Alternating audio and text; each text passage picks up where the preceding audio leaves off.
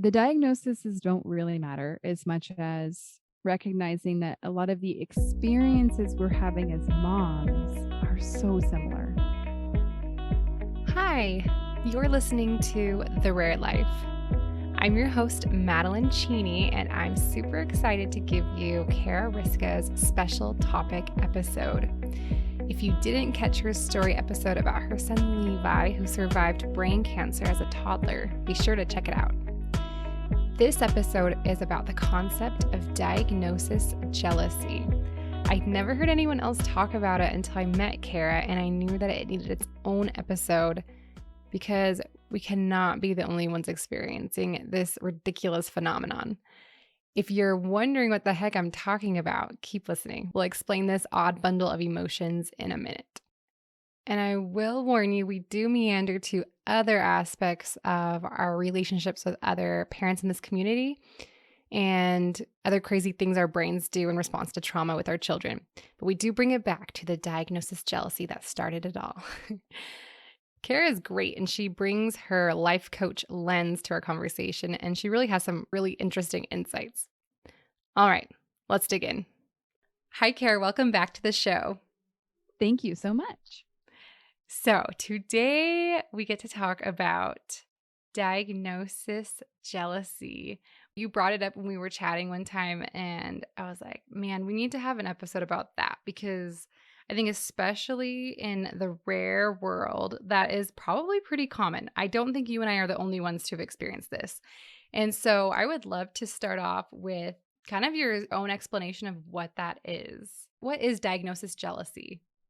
Well, yeah, this topic came up when you and I were having a casual chat with another group of gals, and you had shared that you initially had received a Down syndrome diagnosis. Mm-hmm. And then you shared the experience of like, man, like I was kind of set for that one. Mm-hmm. And so it prompted me to think about what I see out there in the world. So I'm mostly seeing it through Instagram, and I've been connected to other fierce mamas who are advocating for their kids, and they happen to have kids with Down syndrome. Mm-hmm. And from the outside looking in, I'm like, man, they have like armies of support behind them. They have like this whole group changing the narrative around these people with Down syndrome. And then for my mind, it hears, oh man, like, wouldn't it be so nice for me to be able to say in one or two words what my son is dealing with, and for them to be able to maybe understand a little bit. Because if anyone listened to the last episode, they would know that like it takes like 15 minutes to describe all of my son's issues. Yeah. And when I do, the names for them, like no one knows what they are. And then I also don't want to be like shouting people, oh, by the way, he's visually impaired and he can't walk that good. Like there's really no way of summarizing some of his challenges in a couple words. Yes. And I want to make sure to mention that I know that having any other diagnosis, no matter if it's one or two words, doesn't magically make it easy. And so I want to acknowledge that this is just a story I have in my head that I think is worth talking about, because I think as a coach, that's what I do, is essentially look at stories people have in their heads. We call them interpretations, and really analyze them and question them and ask ourselves if they're really serving us. And so when we first talked about the diagnosis jealousy, it really made me realize how it still comes up for me. It actually came up today. Yeah. I would say tell us that. about that. Yeah. So there's this YouTuber. His name is Mark Rober, and I love him. So I know of him because I have boys that love. So this guy's an engineer, an ex-NASA engineer, and he makes really cool stuff, and he works for good, and like he is just like really, really fun to watch. I highly recommend him. I think my husband watches him. I'm pretty sure. I think he showed me some videos. Good. Like he's so good. I love him. I tell everybody I know about him. And today he shared that his son is on the autism spectrum. And so on one side, I'm like, this is so amazing. Like somebody that has a huge platform is sharing that their son too is what we would call has special needs. And so there's this part where I'm like, that is so amazing. And so he's doing this huge fundraiser for teens and adults that have autism so that they're supported. Because essentially they're saying there's a lot of support for younger kids, but then like it really drops off, which I'm like, by all means, let's do this. I totally agree. It's needed. And yes. Yeah. But then what happens for me is like, oh man, I can't say me too. And I can't access the funds people group. So for me, I'm like, oh, I don't belong in that group. Like I want to be in a group. I think we all want to be part of a group. Yeah. And because my son's situation is so rare, I feel like I have to get creative when it comes to like really being part of a group that stems from his needs. Yeah. Yeah. I think it definitely, like with autism or Down syndrome, or even some, there are even some diagnoses that are technically rare, but I'm like, but I've heard of that several times. And there's a couple I'm like, everyone keeps saying this is rare, but I keep hearing about it a lot. I was like, there's no way that's rare. I'm gonna check that. But like, there is kind of this outsider feeling of like, oh, they're all in that party. And there's a lot of sucky things about that party too. Like, you say, but I think part of it is we understand what it's like to connect with a parent who's been through similar things. And so I think it's kind of like viewing people who are like, oh, you're already in that group and you're having all those connections with each other, and these connections that I can't have with very many people, because you guys, you live in that same world. Obviously, each child is unique, but you all get each other in a way. I have very, very few people that I can connect at that level. And so I think there's kind of that outsider and feeling kind of other with these, more common diagnoses. I think that's exactly it. So I think it's like the story that I can start to put into my brain is that nobody understands. And here's the interesting thing is that like, I actually think that most special needs moms think that, even if they have the, the big name diagnoses that we know we don't really want, but we think we want. I think that that's the conversation that starts, is that nobody understands. And what I have found is that the diagnoses don't really matter as much as recognizing that a lot of the experiences we're having as moms are so similar, right? So it's like, whether you have to give your son a daily injection every night or not, you still have the capacity to understand what it's like to have a child that suffers from a medical situation that not a lot of people do. Yeah. And so the actual impact to our life as mom, there's a lot of commonalities. And so it's like, if we start to take the spotlight off of the actual sameness of the situation or circumstance, we recognize that we all actually have a lot in common. And I could go on and on about that, but that's kind of where, when I step out of just the default of what my brain might go on, that's what I come back to.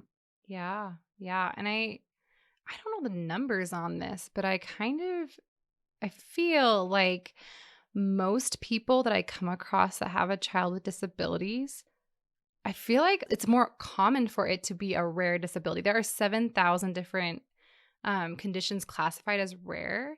And so it's almost like, yeah, there are these people that can relate with each other and they're like in this club, but it's like there are more people in our club of feeling like we don't belong in the club. So like, yes, exactly. Yeah. And yeah, exactly. And it's like, I know a couple other moms that have kids that have survived brain tumors, and their experiences are so different. But what's interesting, so I have a good friend, her daughter has fetal alcohol syndrome. And so she has a lot of behavioral challenges very similar to my son. And obviously they are caused by very, very different things. But she and I, it's so great because so the other night, my son poured a bottle of bathwater on my bed because he was mad at me. And it was obviously not a very pleasant experience as a mom. And it was one that wasn't altogether shocking. We have a lot of experiences like this. And it just adds to the list of personal damage. Anyhow, so I had done a post actually about this on Instagram, and this particular friend commented that her daughter in the last week had dumped 2 bottles of lavender bath wash or hand soap, I don't remember which one, on her bed. Oh. And so we're having this conversation about like which one's worse, like, but not from a like a competitive, but more like, because Mhm. I was like, I think the soap's worse because it seems like it's harder to wash out. Yeah. And she's like, no way, the bath water's way worse.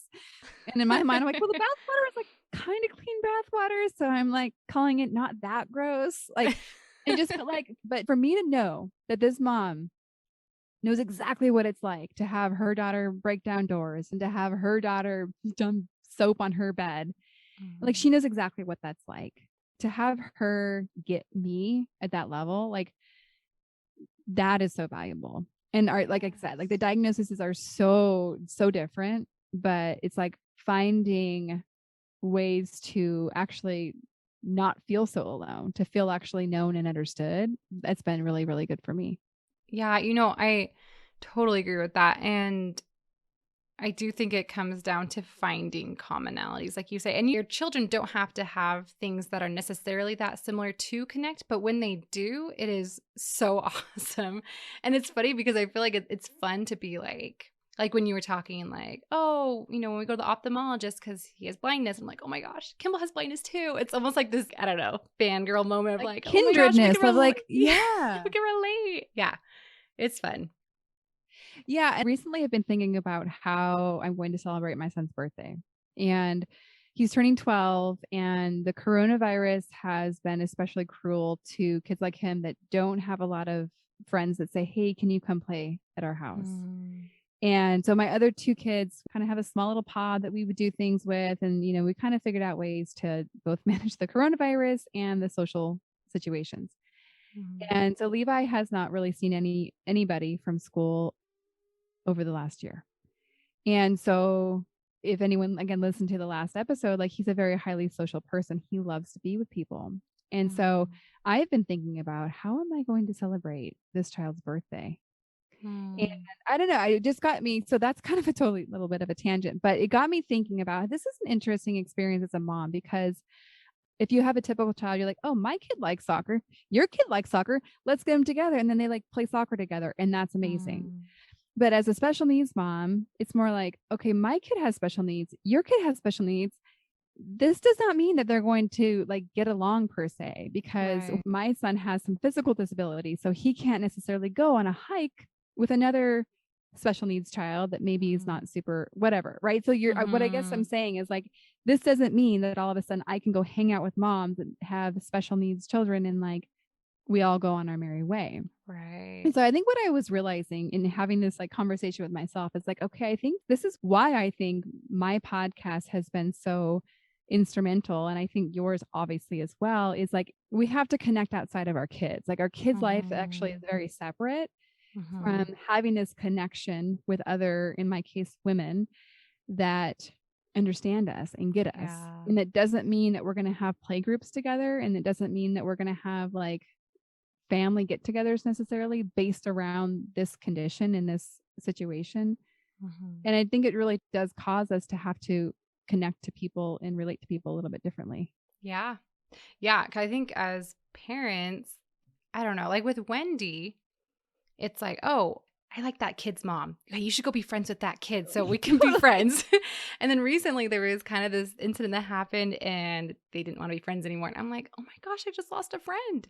Because it Yes. kind of feels like you're captive to that. But I agree. I think, through listening or in our case, creating podcasts or even on social media, like that is a way to bypass your kids to connect about your kids, right? Exactly. They don't Yes. need to be there, but Yeah, you got it. Exactly. I think it's like, I recognize like through my older son, that is often how it goes. Like your kids become friends and then you like kind of pick out the parents that you're like, yeah, I really like you too. And then Mhm. you go from there and it's super fun. I love it. Like Yeah. it's a really neat way of making new relationships.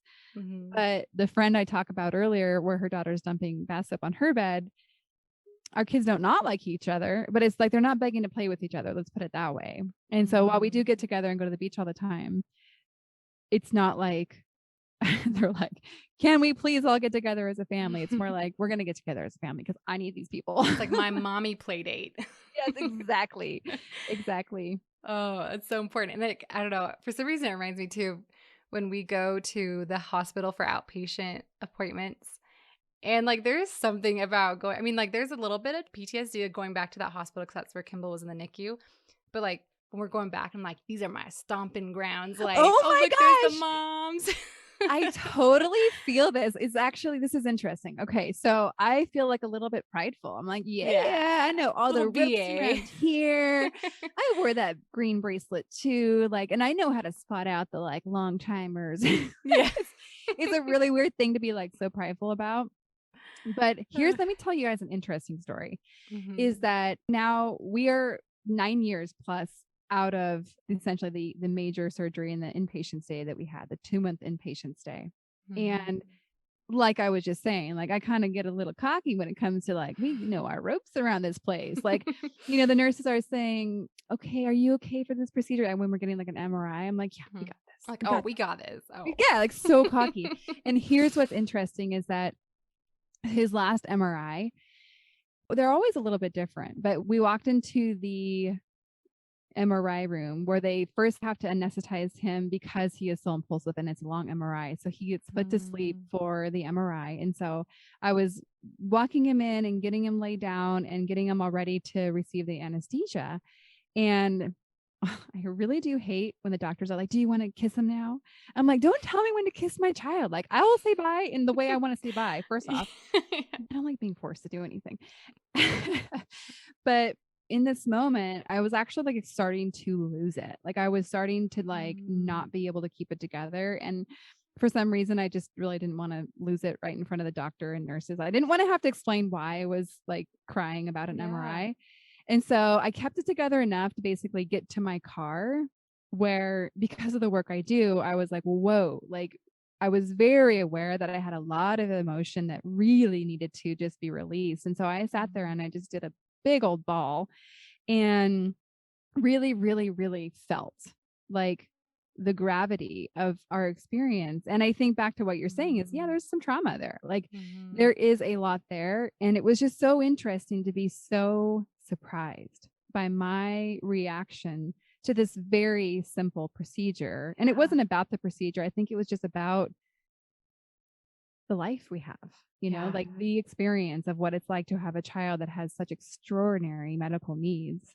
Yeah. No, I think it's almost like it catches up with you sometimes. It's like you're soldiering through, like, okay, we got this. This is just our life. This is our new normal. We've got this. And then Yeah, it's I like mean, we something got this. happens. Yeah, we're We're stomping normal. grounds. And then like something happens and you're like, oh, this really sucks. Yes. And I think it's important to, like you say, like allow yourself to feel that because it's true. Like a lot of this stuff does suck. And so, I was really bad about letting myself sit in that where I would just kept trying to push it down and push down, but it will not stay down. Those emotions will come. There's nothing you can do to fight against that. I'm sure like, you're nodding your head like as a life coach, you know about that, which I guess is a good lead in to as a life coach, like from your experience, what kind of advice do you have for going back to the jealousy of diagnoses or even like we just talked about, like being triggered into trauma? Like what kind of advice do you give for your clients? Yeah, that's a good question. Thank you for asking. And I would say that it's a lot of what we were just talking about is the Mm, feeling part. And I know that when I started this journey, I did not have the tools to feel my mm, emotions, like to really actually let those flow. I was under the impression that anger was a very bad feeling and we should not feel it. mm, And sadness, I was like, well, it's not bad, but like, I don't want to feel sad. So I will just avoid that. mm, And like you said, it's like holding a beach ball underwater. It's going to pop mm, up somewhere. And, for moms that are out there exploding at their kids or doing these behaviors that they're like, where is this coming from? Or thinking that they're just being really, really responsible, but actually being very controlling about mm, everything. I would have them look at what the relationship is to processing emotions. And I think actually everybody has an opportunity to grow in this area. I know I do. And I mean, I've been doing this work for years and years. And it's one of those things where our cognitive experiencing emotion in our story is so different than our actual physical body experience, which is where we feel feelings. And I mm, know that our culture is just so conditioned to not wanting to feel uncomfortable. And even I was listening to a friend today, she's like, I'm tired of these icky feelings. And I thought that was really interesting, is that that's the big lie. The big lie is that we're not supposed to feel bad. And, I do want to feel bad. I want to feel really sad about that experience I just shared about in the car. Like, I was so sad for the experience I'm having with my son. And it's devastating looking at what he has had to endure in his life. So I'd say, firstly, it's really looking at learning how to process your feelings and learning how to identify them and allow them to flow. And this is definitely something that I help my clients with. And then secondly, I would say, so we were talking earlier about the ideas we get in our head about why something might be better than what we have. And I would say there's so many opportunities for us to become aware of stories or interpretations that we have on our circumstances that are just making it worse. Like, even something as simple as like that being a special needs mom is hard. Okay, so that's an interpretation. I agree that a lot of things are hard, but I don't believe that being a special needs mom means that we're disqualified from having an amazing freaking life. And I think it is like one of those things. I think a lot of people will learn a lot of these skills along the way, but I think because us as special needs moms have been given the circumstances that we have, I feel like we're on the fast track. It's like that we don't have the time to like lackadaisically like learn how to manage our mind and to how to like not just let our fears overwhelm us. I feel like it's like we need help and we need it now. I know that's my experience. And that's also like my clients are like, definitely like, yeah, I can't imagine going on like this for the rest of my life. Like, this is not working. And I cannot continue to feel so anxious and scared and frustrated and alone for the rest of my life. Yeah, totally. I think, it ages you. I feel like I'm a very old 27-year-old. Like, sometimes I'm like, wait, really? I've been like through so much. You said that I somehow knew that you were in your 20s. So I just turned 40 this year, but I still feel like in my mind I'm 27. Like, I feel it's a very weird thing, but yet I do feel like once I got past the survival point. So there was certainly some years where I was just surviving. I was not necessarily like delving into this work.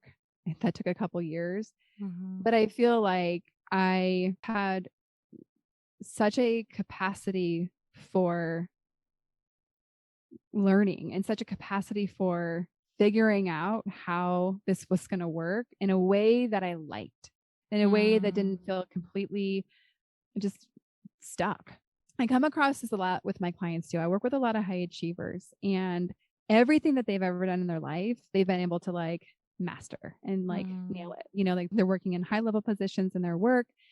And then they get these children that they cannot fix and they cannot change. They can't get past the things that they think that our society says that they should be or have or whatever. And it just kind of breaks them apart. They are not used to feeling so powerless. And that feeling of powerlessness is one of my least favorites. And I'd say it's most of the people I talk to. It's a horrible, horrible feeling to feel hopeless or powerless. And that's really where the work of coaching comes in play. Yeah. This isn't, speaking of triggering trauma, your son having a brain tumor. My dad died from a brain tumor, I think 4 years ago. And it was weird. Within like 2 days of his diagnosis, and we knew he was going to die shortly after that. It was a really lethal type of brain cancer. And I went into our apartment and I was like, we're going to be minimalists. And I got rid of like probably 70% of our stuff. Like, I just went through and like purged our stuff. And I was like, we can only have like 2 pencils and we can only have, like 7 shirts. And now, like, looking back, our family kind of teases like, oh, what was your dysfunction? Because me and my siblings all had like these weird things that we, some ate a ton, some stopped eating, whatever. But we realized that they're all varying ways of controlling. We wanted to feel in control. And so my version was getting rid of all our stuff. But like that feeling of powerlessness to a trauma when you watch your life kind of unravel, like it's just is the worst. And we feel like we need control. I love that you obviously figured out that it was a way of finding control again. And can I tell my story of control really quick? Tell a story about control. I would love to hear So it. it's called the windshield story. A couple years after he had gotten out of the hospital, I was back to work and my son was being hospitalized for something like an illness. And it was something that I knew he was going to be okay from. It was a little bump, but I had the assurance that it was going to all go okay. And I went back to work that Monday when he was still in the hospital. And I happened to be given a new company car that day. And I was obsessed with getting the windshield clean. So much so that I went to Target to buy cleaning supplies and to clean the windshield in the parking lot. And it wasn't until like halfway through going to town on this windshield that I connected my obsession with cleaning this windshield to dominating and controlling the windshield. Like it was like I found the thing that I felt like I could control because I couldn't control like when my son was going to get released from the hospital. And I thought it was really interesting because I wasn't aware at the time that I was even like concerned or stressed out. But obviously I was because my windshield was so sparkling clean that it was extraordinary. So anyhow, that's my little funny story of control and finding control. You know, I started thinking while you're talking, I was like, this is interesting where our conversation's been going, you know, going into like the grief and dealing with that and the control.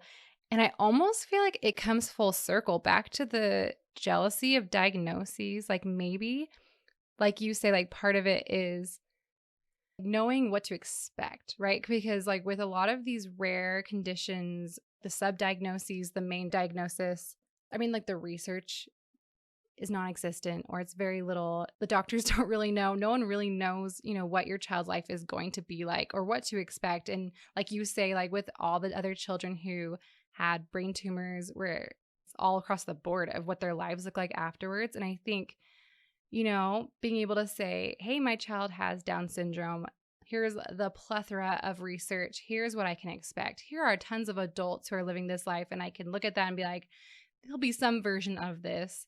And I think, you know, looking at that, you're like, man, those parents are probably in way more control of their situation than I am because I don't even know what to expect and I don't know what to do. And the doctors don't even really know what to do. So that lack of control, I mean, like we're going to get our windshields way clean if you get what I'm saying here with lack of control.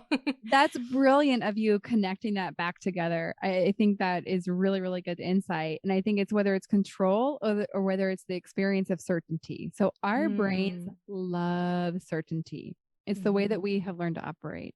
Things that feel familiar or feel certain, our brain's like, yeah, we want that all day long. And that's why we go to control, right? So it's like when the brain perceives something as uncertain, it's essentially processed as bad. We should definitely avoid that. It makes you then understand why we might look at other diagnoses and desire them or think we desire them because we desire that certainty, right? It doesn't mean that it's a good thing necessarily, right? Yeah. Because I mean, we could list all those reasons, and I'm sure parents of the children of these names that we're saying could call and say, like, yeah, like, let me tell you all the reasons that we want what you have. Yeah. And so I think that's a really, really clever circling back to really connect the desire for control and certainty. Yeah. Yeah. Because even like, you know, when we had the improper diagnosis that Kimball had Down syndrome, you know, I added myself to all these Facebook groups that were like so thriving and full of information. And yet almost everyone who's posting, they were posting pictures of their child going into open heart surgery or recovering from that because of the heart issues that can arise with that. And so like, it's not like I was like, man, I wish Kimball had heart issues, but like, it was just that community. I don't know. Yeah, that community, but it's interesting how our brains can do that. Where we're like, oh, if we had that, it'd be easier because look at all the people they have. And like you say, they're probably thinking, oh, if only I don't know if they would ever say this. Like, I can't think of a parent saying, I wish my child had brain tumor.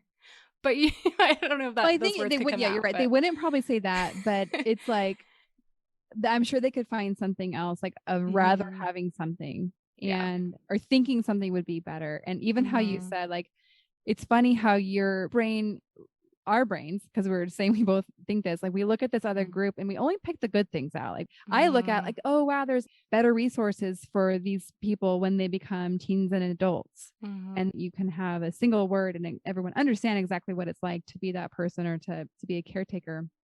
But it just shows you the power of your mind to selectively think.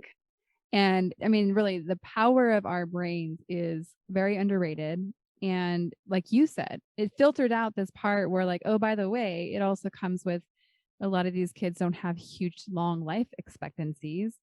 And maybe they have heart conditions. And I'm sure there's another long list of things where our brains just didn't latch onto that because we only looked at the good things about those particular diagnoses that we may be jealous of. Yeah, totally. Well, I would love to end on the note of, to you personally, how does it feel when you connect with another parent? And even if the diagnosis is totally different or it's similar, regardless of that, what does it feel like to connect with another parent with a child with disabilities? That's such a good question. I'm trying to picture myself kind of even in where I'm at now when I'm talking to a mom I've never spoken to before, and we immediately get into deep connecting conversation.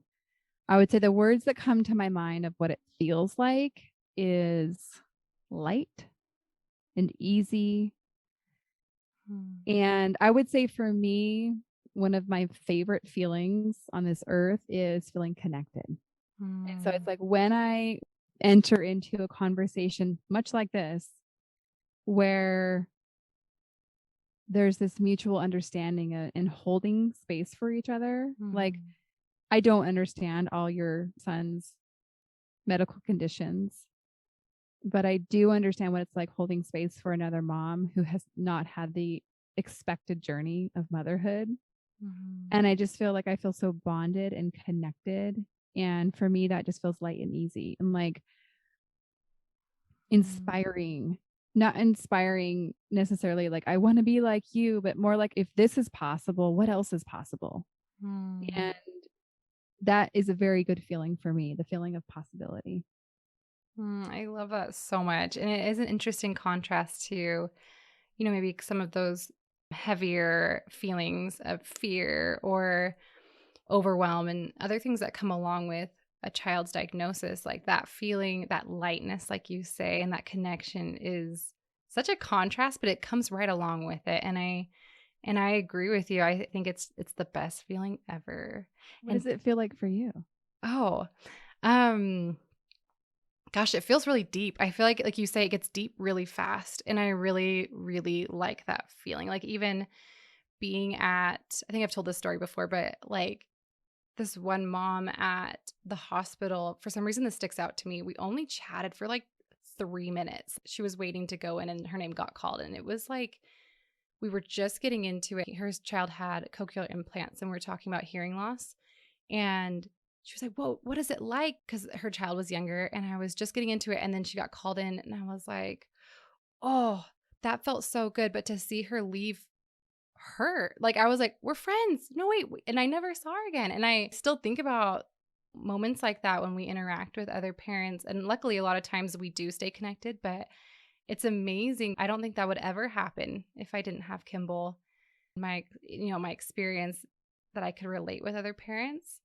And it's such a gift, amidst all the hard and the scary, like it's such a gift. And I'm grateful that we were able to connect in that way too. And we have this friendship that I don't think we would have had normally for between California and Utah. But. Exactly. Well, here's what's interesting. The vast majority, I mean, my podcast starts off by saying basically most moms in this community feel alone. They feel isolated. This is a common thing. But then what I think is interesting is the contrast of when I get in a conversation like this, it's the opposite. I feel so connected. Yeah. And I don't feel alone. I feel understood. And so I think if you're willing, I think the capacity for us to feel known, loved, and accepted is totally there for us. And we as special needs moms just need to realize that it might look a little different. Like it might not just be like going on the easy play dates with the typical siblings, it might look a little different, but it's totally possible. And I think that's what I'm gonna stand for in this world. It's like that we will feel known, we will feel loved, we will be accepted, like not just for us, but so that we can then create that for our children, help guide them into that as their leader, as their mom. Oh, I love that so much because you're right. I think, we're setting that example for them and finding others that we can relate with, and then they can do that too. Oh, I love that so much. I haven't thought of it that way. Well, thank you so much, Kara. I loved our conversation and where it went. And it was also just great when we chatted before this episode, like, hey, she's felt that too. She's felt that jealousy of diagnoses, which is like the silliest thing. But I also think we are not the only ones. And so I really appreciate you opening up about that. I know. I wish I could be in the room to like hear people's responses to this episode and get to hear the me toos or other thoughts that people have about it. I think it'd be really, really interesting conversation. Yeah. So if you're listening right now and you have some thoughts to add, please comment on Instagram and Facebook where we will share this episode. That will be very interesting to hear. Thanks again for coming on. Thank you so much for having me. If you want to build your community with other parents of rare, click the link in the show notes to join my Facebook group, Parents of Children with Rare Conditions.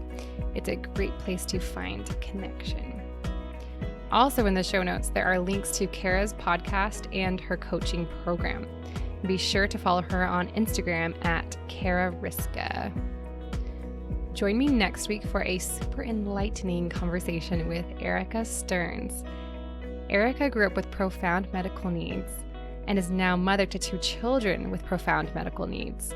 We dig into her relationship with her parents, and she gives us advice from her invaluable perspective on both sides of the road.